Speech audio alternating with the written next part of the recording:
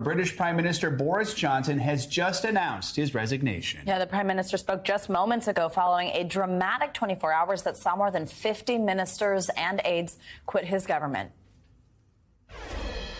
It is clearly now the will of the Parliamentary Conservative Party that there should be a new leader of that party and therefore a new Prime Minister. And I've agreed with Sir Graham Brady, the chairman of our backbench MPs, that the process of choosing that new leader should begin now.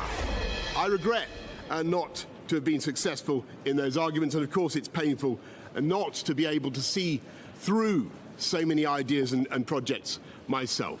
But as we've seen at Westminster, the herd instinct is powerful. When the herd moves, it moves. And my friends, in politics, no one is remotely indispensable.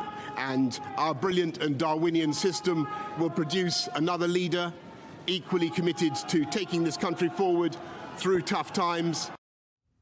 NBC News foreign correspondent Kelly Cobiella joins us now from London. Hey, Kelly, so this has been a few months of scandal after scandal in British politics. The last 24 hours, extremely dramatic, finally end in Johnson's resignation. Tell us some of the biggest takeaways from his speech just minutes ago. Yeah, so just a 6-minute speech in front of 10 Downing Street. The Prime Minister came out promptly at 12:30 as promised.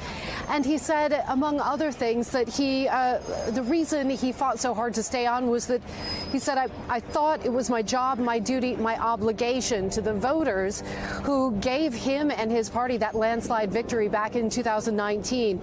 He talked about his accomplishments as he saw them in office, including seeing the country through the COVID pandemic.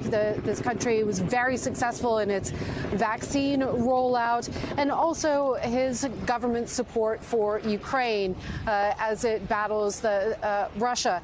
He also said, I know people will be relieved. Some people will be disappointed. He said he, for one, was sad not to be able to carry out the promises of his party and of that election nearly 3 years ago.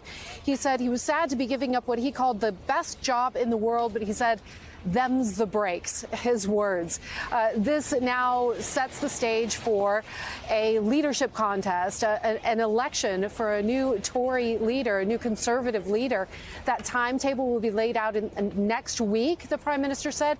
And he said he will stay in office until a new leader is chosen, possibly as long as this fall. Savannah?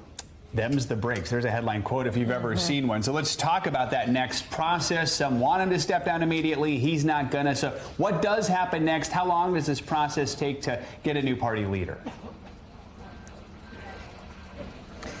Well, the timetable is set by another minister who's in charge of what's called the 1922 committee. I won't delve into the details of that, but it's essentially a decision that's made by members of parliament, and they will lay out the timeline. The idea is that members of parliament, Conservative members, will vote for a candidate. They will hold a vote, and there are said to be at least half a dozen names in the ring, or at least being tossed out as possible candidates right now. Once they narrow that field down to 2, the vote will go out to Conservative Party members throughout the country. There are about 200,000 Conservative Party members right now, and they will essentially choose the next Prime Minister. So we are looking at a process that will take a number of weeks, could be early fall before there's a new Prime Minister in place. Joe, Savannah. All right, Kelly, thank you so much. Thanks for watching our YouTube channel. Follow today's top stories and breaking news by downloading the NBC News app.